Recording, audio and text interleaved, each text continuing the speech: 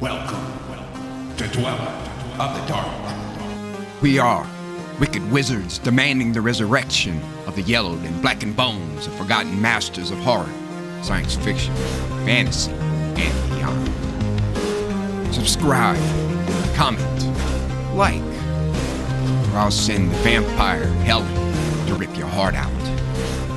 Writers, poets, songwriters, reach out to us if you want to be part of our growing pile of bones. Writing, ghostwriting services on Upwork and Fiverr. We've had a 98% successful completion rate for projects. Contact links below. Children of Horror, Legion of Ghouls, the season of Halloween has arrived. Each night, we will present a tale, song, or poem in the ghoulish spirit of the season. For day 2, we present the terrifying The Howling Man by the great Charles Beaumont. Devilishly devoted to horror and Halloween, may your souls always be. The Howling Man by Charles Beaumont. The Germany of that time was a land of valleys and mountains and swift, dark rivers, a green and fertile land where everything grew tall and straight out of the earth. There was no other country like it. Stepping across the border from Belgium, where the rain-caped, mustached guards saluted, grinning like operetta soldiers, you entered a different world entirely. Here the grass became as rich and smooth as velvet. Deep, thick woods appeared. The air itself, which had been heavy with the French perfume of wines and sauces, changed. The clean, fresh smell of lakes and pines and boulders came into your lungs. You stood a moment, then at the border, watching the circling hawks above and wondering, a little fearfully, how such a thing could happen. In less than a minute, you had passed from a musty ancient room through an invisible door into a kingdom of winds and light. Unbelievable! But there at your heels, clearly in view, is Belgium. Like all the rest of Europe, a faded tapestry from some forgotten mansion. In that time, before I had heard of St. Wolfran's, of the wretch who clawed the stones of a locked cell, wailing in the midnight hours, or of the daft brothers and their mad abbot, I had strong legs and a mind on its last search, and I preferred to be alone. A while, and I'll come back to this spot. We will ride and feel the sickness fall and hover on the edge of death together. But I am not a writer, only one who loves wild, unhousebroken words. I must have a real beginning. Paris beckoned in my youth. I heeded, for the reason most young men just out of college heed, although they would never admit it, to lie with mysterious, beautiful women. A solid, traditional upbringing among the corseted ruins of Boston had succeeded, as such upbringings generally do, in honing the urge to a keen edge. My nightly dreams of beaded bagnios and dusky, writhing houris, skilled beyond imagining, reached, finally, the unbearable stage beyond which lies either madness or respectability.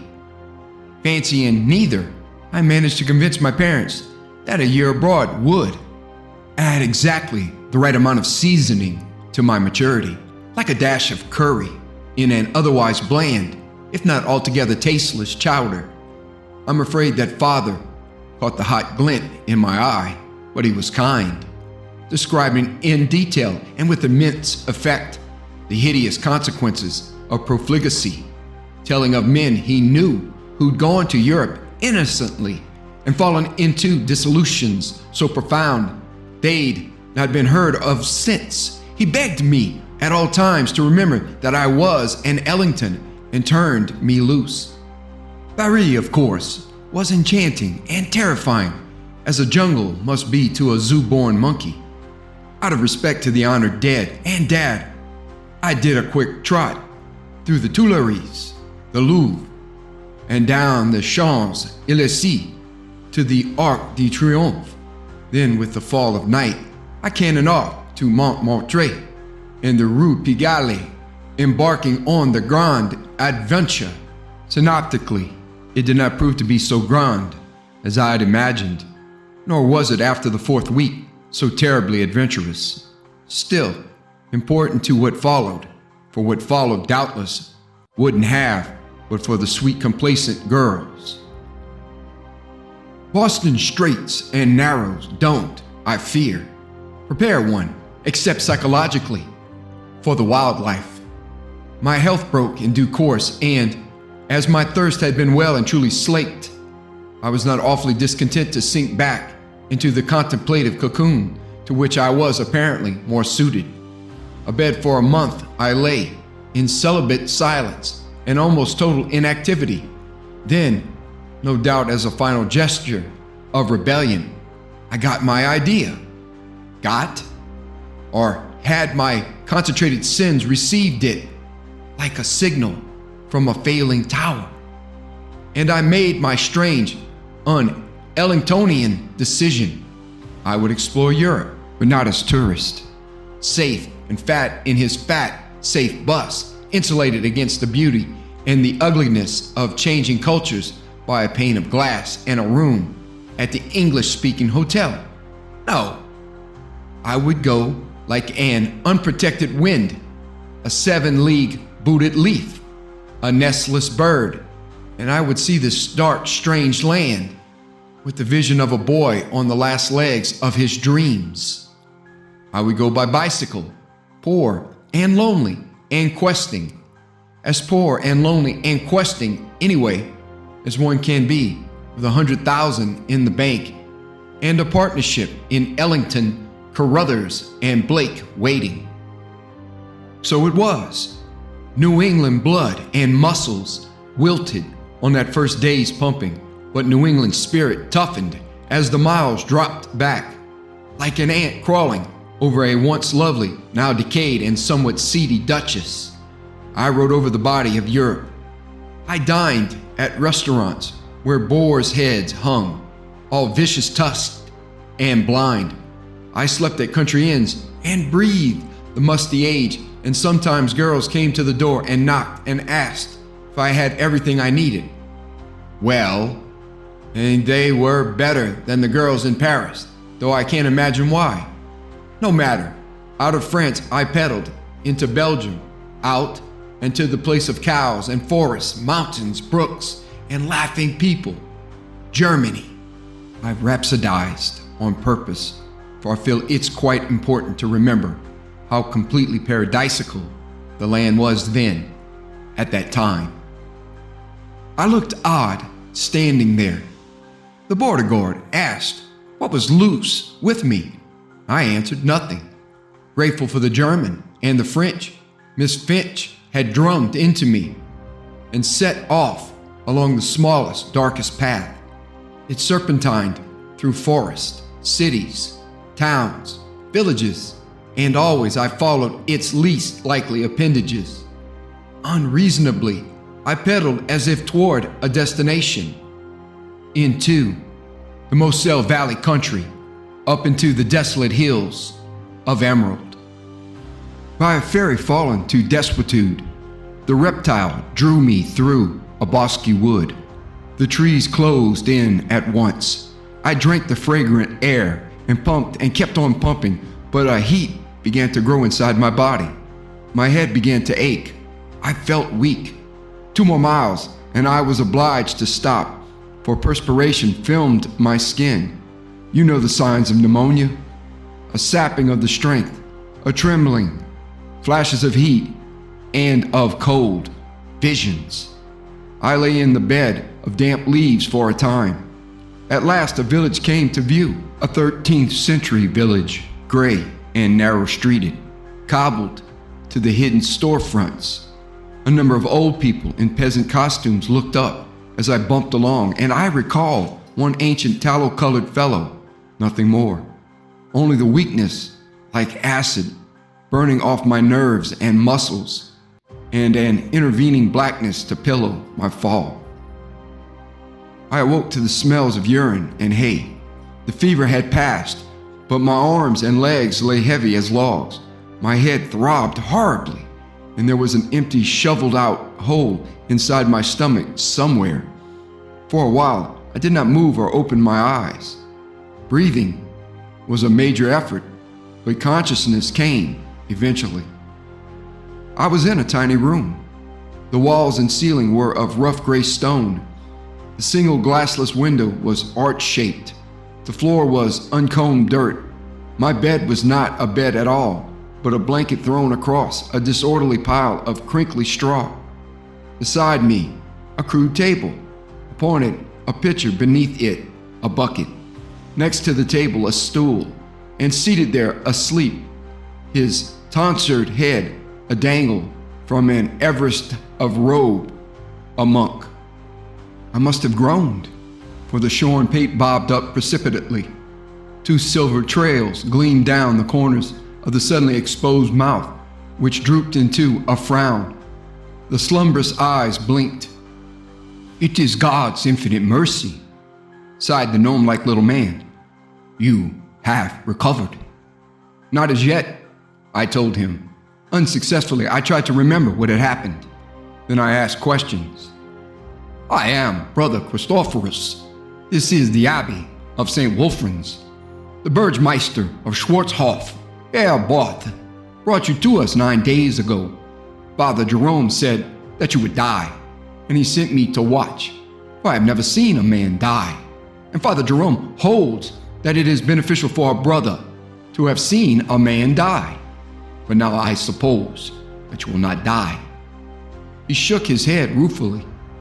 "Your disappointment," I said, "cuts me to the quick. However, don't abandon hope. The way I feel now, it's touch and go." "No," said Brother Christophorus sadly. "You will get well. It will take time, but you will get well." Such ingratitude, and after all you've done, how can I express my apologies? He blinked again, with the innocence of a child. He said, "I beg your pardon?" "Nothing." I grumbled about blankets, a fire, some food to eat, and then slipped back into the well of sleep. A fever dream of forest full of giant 2-headed beasts came, then the sound of screaming. I awoke. The scream shrilled on, klaxon loud, high, cutting, like a cry for help. "What is that sound?" I asked. The monk smiled. "Sound? I hear no sound," he said. It stopped. I nodded, dreaming. Probably I'll hear a good deal more before I'm through. I shouldn't have left Paris in such poor condition. "No," he said, "you shouldn't have left Paris." Kindly now, resigned to my recovery, Brother Christophorus became attentive to a fault. Nurse-like, he spooned thick soups into me, applied compresses, chanted soothing prayers, and emptied the bucket out the window. Time passed slowly. As I fought the sickness, the dreams grew less vivid, but the nightly cries did not diminish.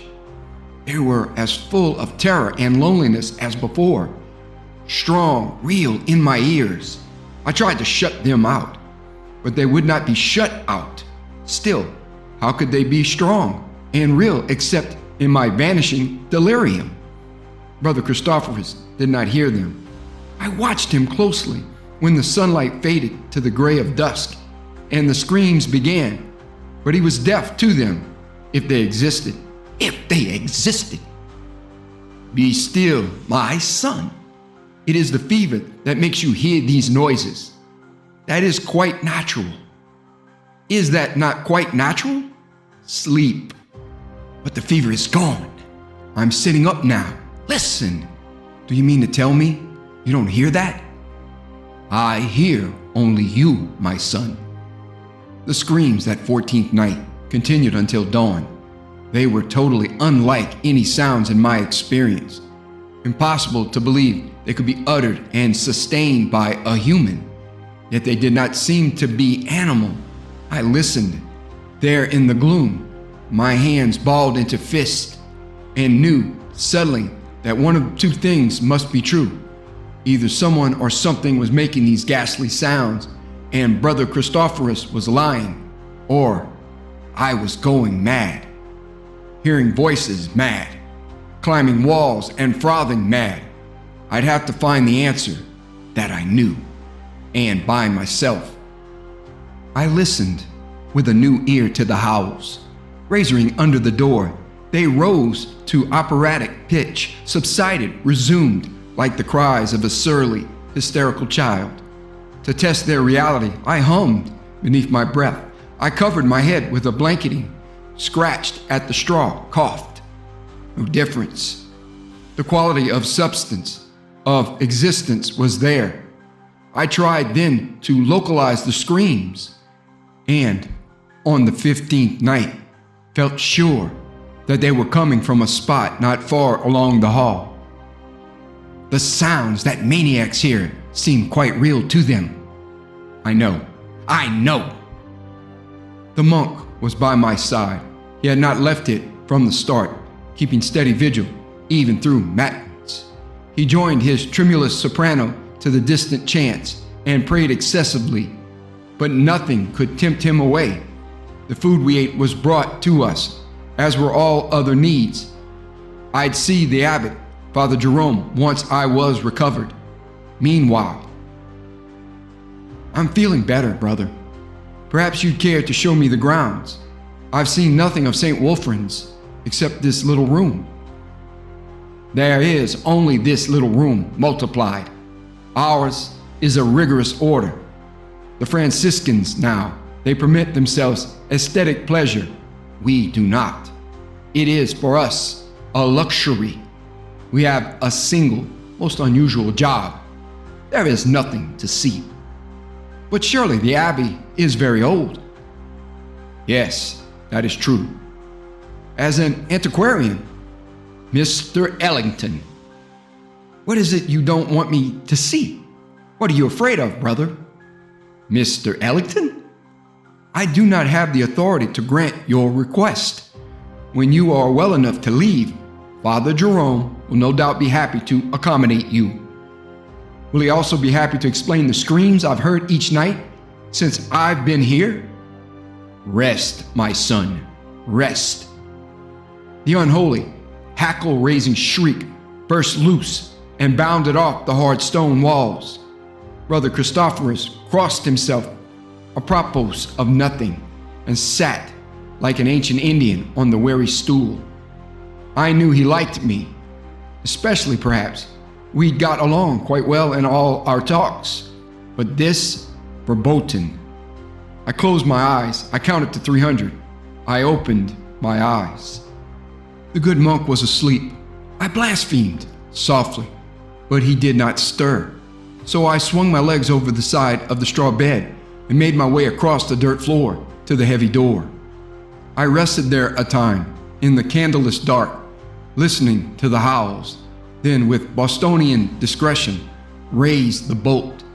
The rusted hinges creaked, but Brother Christophorus was deep in celestial marble. His head drooped low upon his chest. Panting, weak as a landlocked fish, I stumbled out into the corridor. The screams became impossibly loud. I put my hands to my ears instinctively and wondered how anyone could sleep with such a furor going on.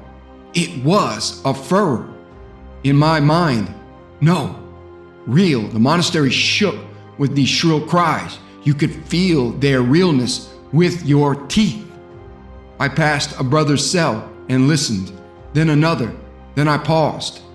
A thick door, made of oak or pine, was locked before me. Behind it were the screams. A chill went through me on the edge of those unutterable shrieks of hopeless, helpless anguish, and for a moment I considered turning back, not to my room, not to my bed of straw, but back into the open world. But duty held me. I took a breath and walked up to the narrow, bar-crossed window and looked in. A man was in the cell, on all fours, circling like a beast, his head thrown back. A man. The moonlight showed his face. It cannot be described, not at least by me. A man past death might look like this, a victim of the Inquisition rack, the stake, the pincers. Not a human in the third decade of the 20th century, surely. I had never seen such suffering within 2 eyes, such lost, mad suffering. Naked, he crawled about the dirt, cried, leaped up to his feet, and clawed the hard stone walls in fury. Then he saw me. The screaming ceased. He huddled, blinking, in the corner of his cell. And then, as though unsure of what he saw, he walked right to the door. In German hissing, "Who are you?" "David Ellington," I said. "Are you locked in? Why have they locked you in?" He shook his head. Be still, be still. You are not German." "No," I told him how I came to be at St. Wolfran's. "Ah!" Trembling, his horny fingers closing on the bars, the naked man said, "Listen to me. We have only moments. They are mad. You hear? All mad. I was in the village, lying with my woman, when their crazy abbot burst into the house and hit me with his heavy cross. I woke up here. They flogged me. I asked for food. They would not give it to me. They took my clothes. They threw me in this filthy room. They locked the door." "Why?" "Why?" he moaned. "I wish I knew. That's been the worst of it. 5 years imprisoned, beaten, tortured, starved, and not a reason given, not a word to guess from Mr. Ellington. I have sinned, but who has not? With my woman, quietly alone with my woman, my love. And this God-drunk lunatic, Jerome, cannot stand it. Help me." His breath splashed on my face. I took a backward step and tried to think. I couldn't quite believe that in this century a thing so frightening could happen. Yet, the abbey was secluded, above the world, timeless. What could not transpire here, secretly? "I'll speak to the abbot." "No, I tell you, he's the maddest of them all. Say nothing to him." "Then, how can I help you?" He pressed his mouth against the bars. "In one way only. Around Jerome's neck, there is a key. It fits this lock, if—" "Mr. Ellington." I turned and faced a fierce El Greco painting of a man, white-bearded, proud-nosed, regal as an emperor beneath the gray-peaked robe. He came out of the darkness. "Mr. Ellington, I did not know that you were well enough to walk. Come with me, please." The naked man began to weep hysterically. I felt a grip of steel about my arm. Through corridors, past snore-filled cells, the echoes of the weeping dying, we continued to a room. "I must ask you to leave St. Wolfran's," the abbot said. "We lack the proper facilities for care of the ill. Arrangements will be made in Schwarzhof." "One moment," I said. "While it's probably true that Brother Christophorus' ministration saved my life, and certainly true that I owe you all a debt of gratitude, I've got to ask for an explanation of that man in the cell." "What man?" the abbot said softly. "The one we just left, the one who screamed all night long, every night." "No man has been screaming, Mr. Ellington." Feeling suddenly very weak, I sat down and rested a few breaths worth. Then I said, "Father Jerome, you are he." I am not necessarily an irreligious person, but neither could I be considered particularly religious. I know nothing of monasteries, what is permitted, what isn't, but I seriously doubt you have the authority to imprison a man against his will." "This is quite true. We have no such authority." "Then why Have you done so?" The abbot looked at me steadily. In a firm, inflexible voice, he said, "No man has been imprisoned at St. Wolfran's." "He claims otherwise." "Who claims otherwise?" "The man in the cell at the end of the corridor." "There is no man in the cell at the end of the corridor." "I was talking with him." "You were talking with no man." The conviction in his voice shocked me into momentary silence. I gripped the arms of the chair. "You are ill, Mr. Ellington," the bearded holy man said. "You have suffered from delirium. You have heard and seen things which do not exist." "That's true," I said, "but the man in the cell, whose voice I can hear now, is not one of those things." The abbot shrugged. "Dreams can seem very real, my son." I glanced at the leather thong about his turkey gobbler neck, all but hidden beneath the beard. "Honest men make unconvincing liars." I lied convincingly. Brother Christophorus has a way of looking at the floor whenever he denies the cries in the night. You look at me, but your voice loses its command. I can't imagine why, but you are both very intent upon keeping me away from the truth, which is not only poor Christianity, but also poor psychology. For now I am quite curious indeed. You might as well tell me, Father. I'll find out eventually. "What do you mean?" "Only that I'm sure the police will be interested to hear of a man imprisoned at the Abbey." "I tell you, there is no man." "Very well, let's forget the matter." "Mr. Ellington," the abbot put his hands behind him, "the person in the cell is one of the brothers. Yes, he is subject to seizures, fits. You know, fits. At these times, he becomes intractable, violent, dangerous. We're obliged to lock him in his cell, which you can surely understand." "I understand," I said, "that you're still lying to me. If the answer were as simple as that, you'd not have gone through the elaborate business of pretending I was delirious. There'd have been no need. There's something more to it, but I can wait. Shall we go on to Schwarzhof?" Father Jerome tugged at his beard viciously, as if it were some feathered demon come to taunt him. "Would you truly go to the police?" he asked. "Would you?" I said. "In my position?"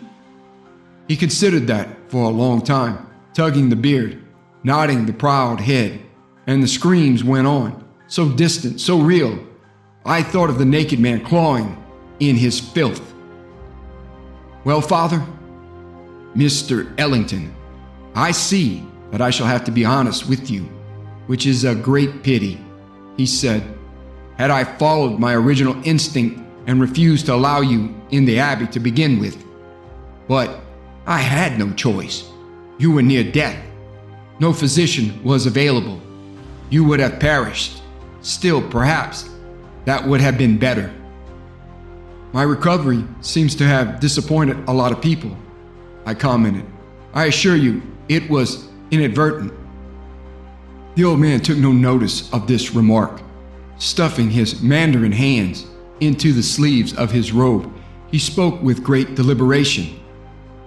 "When I said that there was no man in the cell at the end of the corridor, I was telling the truth. Sit down, sir, please. Now." He closed his eyes. "There is much to the story, much that you will not understand or believe. You are sophisticated, or feel that you are. You regard our life here, no doubt, as primitive.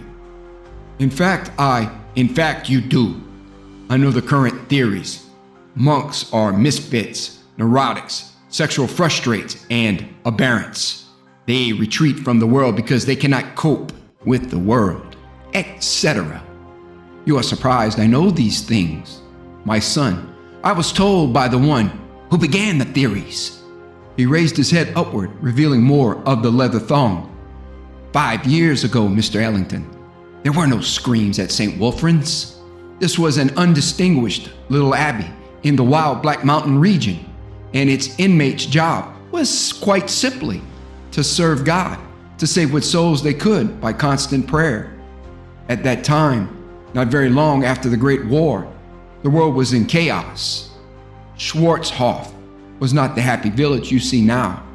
It was, my son, a resort for the sinful, a hive of vice and corruption, a pit for the unwary, and the wary also, if they had not strength. A godless place. Forsaken, fornicators paraded the streets. Gambling was done, robbery and murder, drunkenness and evil so profound I cannot put them into words. In all the universe, you could not have found a fouler pest hole, Mr. Ellington. The abbots and the brothers at St. Wolfran's succumbed for years to Schwarzhof, I regret to say. Good men, lovers of God, chaste good men, came here and fought but could not win against the black temptations. Finally, it was decided that the abbey should be closed. I heard of this and argued. Is that not surrender? I said, are we to bow before the strength of evil? Let me try. I beg you. Let me try to amplify the word of God, that all in Schwarzhof shall hear and see their dark transgressions and repent. The old man stood at the window, a trembling shade. His hands were now clutched together in a fervency of remembrance. They asked, he said, if I considered myself more virtuous than my predecessors, that I should hope for success where they had failed. I answered that I did not, but that I had an advantage. I was a convert. Earlier, I had walked with evil and knew its face. My wish was granted for a year, 1 year only. Rejoicing, Mr. Ellington, I came here, and one night, incognito, walked the streets of the village.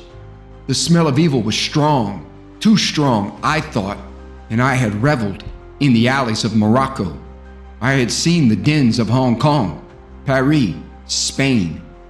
The orgies were too wild, the drunkards much too drunk, the profanities a great deal too profane. It was as if the evil of the world had been distilled and centered here, as if a pagan tribal chief in hiding had assembled all his rituals about him. The abbot nodded his head. I thought of Rome in her last days, of Byzantium, of Eden. That was the first of many hints to come. No matter what they were, I returned to the abbey and donned my holy robes and went back into Schwarzhof. I made myself conspicuous. Some jeered, some shrank away. A voice cried, "Damn, your foolish God!" And then a hand thrust out from darkness touched my shoulder, and I heard, "Now, Father, are you lost?" The abbot brought his tightly clenched hands to his forehead and tapped his forehead. "Mr. Ellington, I have some poor wine here. Please have some." I drank gratefully. Then the priest continued, "I faced a man of average appearance, so average indeed that I felt I knew then. No, I told him, but you are lost." He laughed a foul laugh. "Are we not all, Father?" Then he had said a most peculiar thing. He said his wife was dying and begged me to give her extreme unction. "Please," he said, "in God's sweet name." I was confused. We hurried to his house. A woman lay upon a bed, her body nude. "It is a different extreme unction that I have in mind," he whispered, laughing. "It's the only kind, dear Father, that she understands. No other will have her. Pity, pity on the poor soul lying there in all her suffering. Give her your scepter." And the woman's arms came snaking, supplicating toward me, round and sensuous and hot. Father Jerome shuddered and paused. The shrieks, I thought, were growing louder from the hall. "Enough of that," he said. I was quite sure then. I raised my cross and told the words I'd learned, and it was over. He screamed, as he's doing now, and fell upon his knees. He had not expected to be recognized nor should he have been normally. But in my life, I'd seen him many times in many guises. I brought him to the Abbey. I locked him in the cell. We chant his chains every day. And so, my son, you see why you must not speak of the things you've seen and heard. I shook my head, as if afraid the dream would end, as if reality would suddenly explode upon me. Father Jerome, I said, I haven't the vaguest idea of what you're talking about. Who is the man? Are you such a fool, Mr. Ellington, that you must be told? Yes. Very well, said the abbot. He is Satan, otherwise known as the Dark Angel, Asmodeus, Belial, Ahriman, Diabolus, the devil. I opened my mouth. I see you doubt me. That is bad. Think, Mr. Ellington, of the peace of the world in these 5 years, of the prosperity, of the happiness. Think of this country, Germany, now. Is there another country like it? Since we caught the devil and locked him up here, there have been no great wars, no overwhelming pestilences, only the sufferings man was meant to endure. Believe what I say, my son, I beg you. Try very hard to believe that the creature you spoke with is Satan himself. Fight your cynicism, for it is born of him. He is the father of cynicism. Mr. Ellington, his plan was to defeat God by implanting doubt in the minds of heaven's subjects. The abbot cleared his throat. Of course, he said, we could never release anyone from St. Wolfran's who had any part of the devil in him.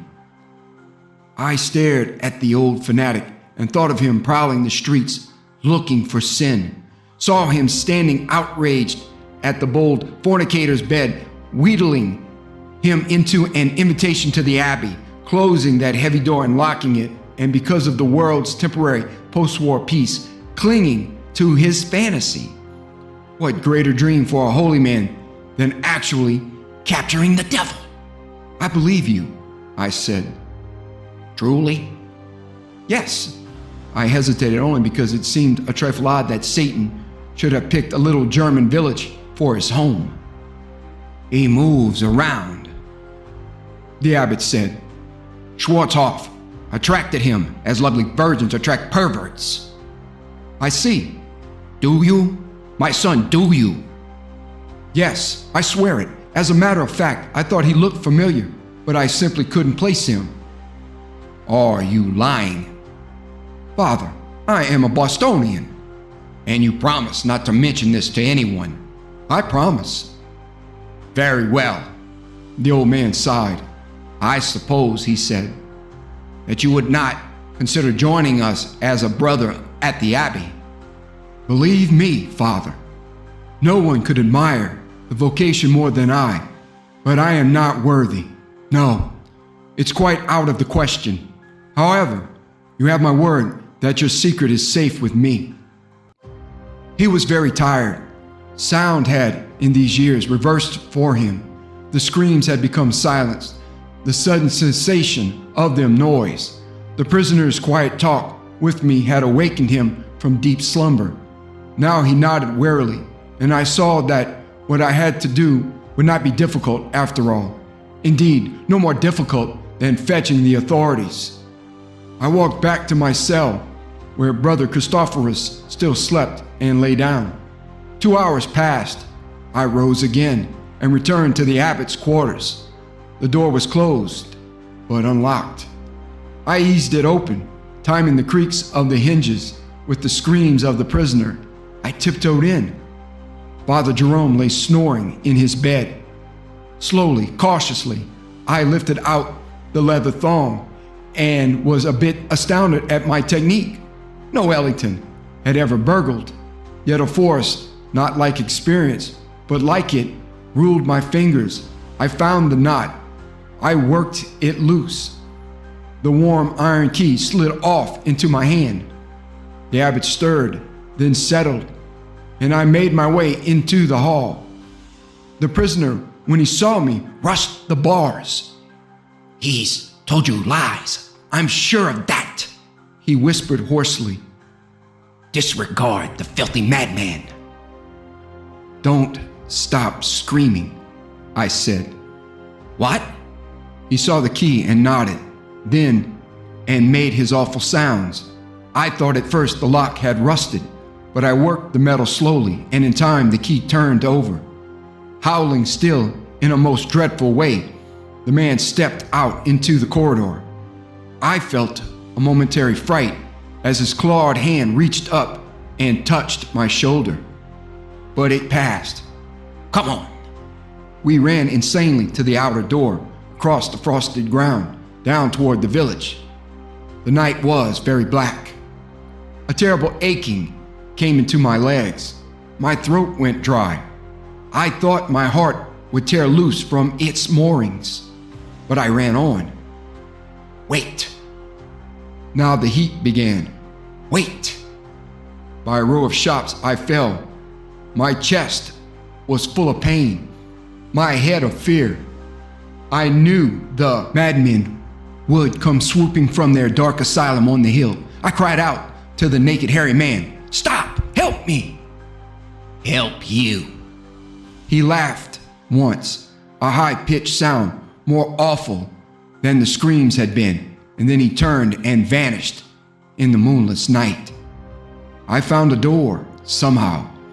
The pounding brought a rifled burger.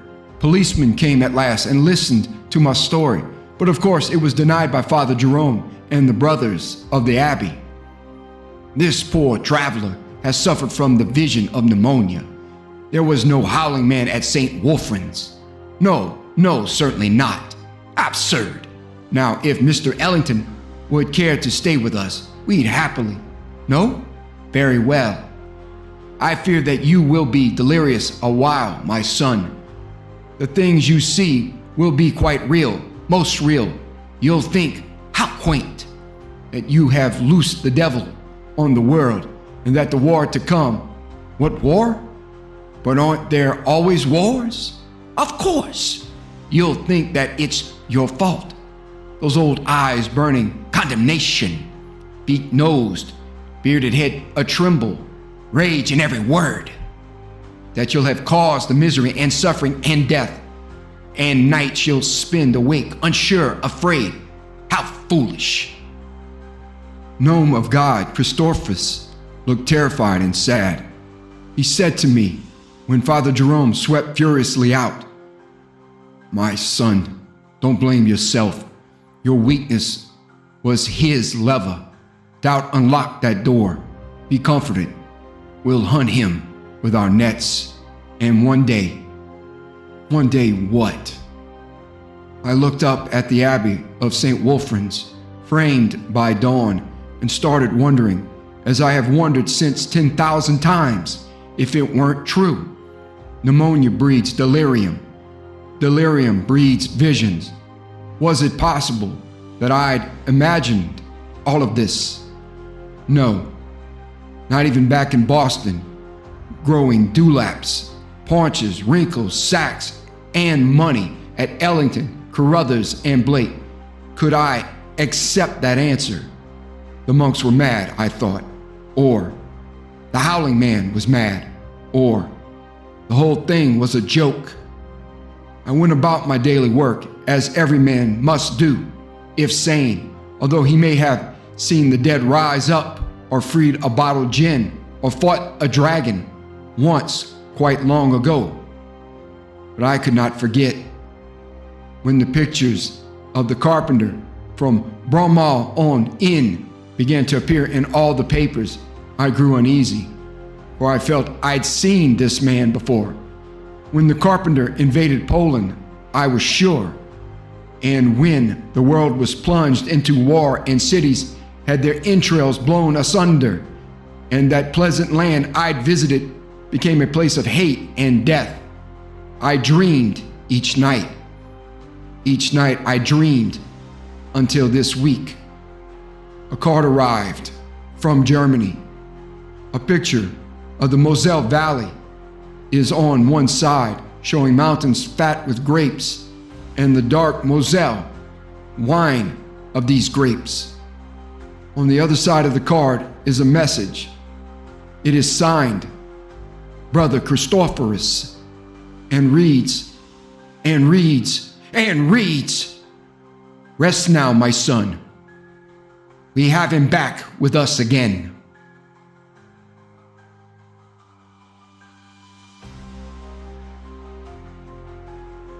Thank you for listening. Have a great